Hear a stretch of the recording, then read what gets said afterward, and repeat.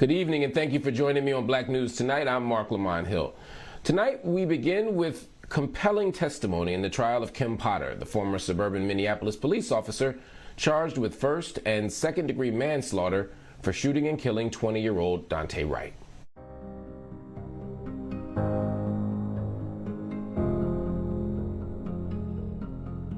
Use of force expert Seth Stoughton took the witness stand today, testifying that Potter's use of force during the fatal traffic stop with Wright was, quote, excessive and inappropriate. Stoughton, a professor at the University of South Carolina School of Law, is the author of the book Evaluating Police Uses of Force. He told the jury that upon reviewing the body camera footage of the shooting, he deems Potter's use of deadly force against Wright to be not appropriate. Potter is expected to testify in the trial after pleading not guilty to both manslaughter charges. The former Minneapolis police officer convicted of the murder of George Floyd has officially pled guilty to violating Floyd's civil rights. Derek Chauvin admitted to depriving Floyd of his right to be free from unreasonable seizure. That includes unreasonable force by a police officer. Another count was dismissed, but Chauvin also pleaded guilty in an unrelated 2017 case. We turn now to a story we've been following. The Board of Education for a New Jersey school district has come to a decision on whether to approve Pulitzer Prize-winning author Toni Morrison's The Bluest Eye. The Westfield Board of Education has decided to reintroduce Morrison's book into the curriculum of Westfield High School after recent controversy over the book's depiction of child sexual abuse. During last night's meeting, the board listened to numerous parents' impassioned support for the inclusion of the legendary novel and eventually approved the updated curriculum for an elective American Studies course, granting teachers the option of using The Bluest Eye in their class. Last month, Tap Into Westfield local reporter Matt Kadosh joined the show, and I asked him what he thought the board would ultimately decide. My guess is, if I had to guess, I'm going to guess they're going to approve it. And now a major update regarding the $1.2 trillion infrastructure bill that was passed in Congress on November 5th. The Federal Highway Administration announcing today that they will distribute $52.5 billion in funding to all 50 states and the District of Columbia.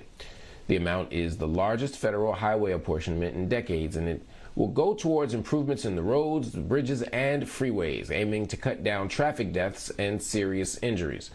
Another goal of the transportation bill is to reverse the damage caused by the racist history of highways. Part of the 2022 funding will be used to reconnect as many as 20 communities intentionally divided by interstates. To continue this conversation around this infrastructure bill and how it can impact Black and brown communities is community organizer Shawn Dunwoody. Shawn, thank you so much for joining me on Black News Tonight. What's your take on today's announcement? I think there's some great news there. There is some momentum that can happen. And what I think we're really focusing in on the ground is how do we create connections to the people that have been truly affected by this, mostly brown and Black people. We want to make sure that there is some sort of reconnection and, should I say, reparations in a different sense. Let's actually think about these families that had been displaced.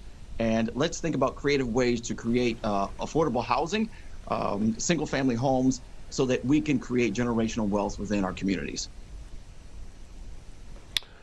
Do you believe underserved communities will actually benefit from this investment? Sometimes the policy is one way, the reality is something else. Yeah, and no one has actually dug deep into how this actually gets distributed and how it works. There's actually a whole task force here in our town of Rochester, New York, looking to figure out to make sure that these funds are equally distributed.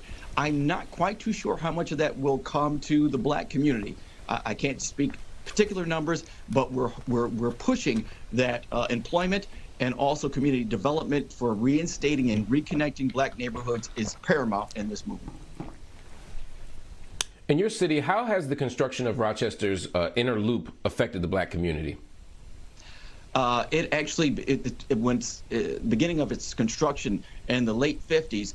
We saw a red line neighborhood that after white flight was predominantly residents were black and brown. And so what that did was, once you created this moat, as we like to call it, this trench, so people have left the neighborhood, the businesses have left, so that leaves less resources for the neighborhoods and people that are there. So you have a deterioration, neighborhoods fall apart. And so what we're saying is, let's bring people back together.